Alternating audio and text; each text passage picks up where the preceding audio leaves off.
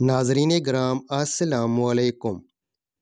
پودینے کے عرق میں شہد اور لیموں ملا کر پینے سے بد ہضمی کا مسئلہ اور بھوک نہ لگنے کی بیماری سے نجات مل جاتی ہے۔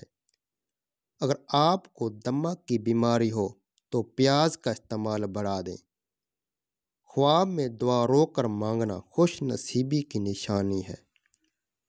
ایک گلاس گاجر کے جوس میں شہد ڈال کر صبح و نہار منہ پی لو، یرقان ختم ہو جائے گا۔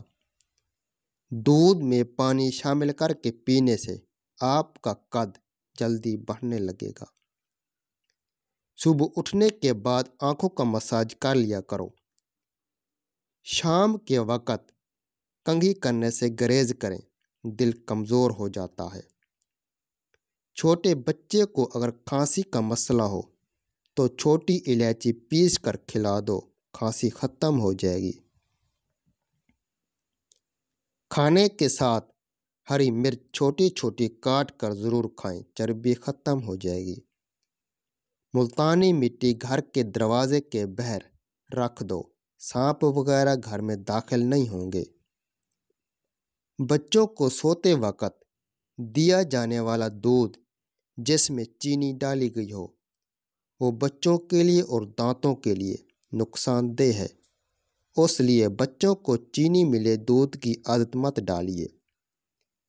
گھر میں کبوتر اور بلی اچانک داخل ہو جائے تو جان لو تمہاری قسمت کا کھلنے والی ہے۔ اگر دانت میں درد رہتا ہو تو لہسن چھیل کر اس کی ڈلی دانت پر رکھو، دانت کا درد ختم ہو جائے گا۔ تھکاوٹ ختم کرنے کا نسخہ: روزانہ کی تھکاوٹ سے نجات چاہتے ہو تو مچھلی کا استعمال زیادہ کرو۔ اگر آپ کو سبق یاد نہیں رہتا تو سونے سے قبل دودھ کے ساتھ بادام کھا لو، جو بھی پڑھو گے اور جو بھی دیکھو گے یاد رہے گا۔ جو عورت روٹی جلدی جلدی کھاتی ہے وہ بہت جلد باز ہوتی ہے۔ ویڈیو کو لائک اور چینل کو ضرور سبسکرائب کر دیں۔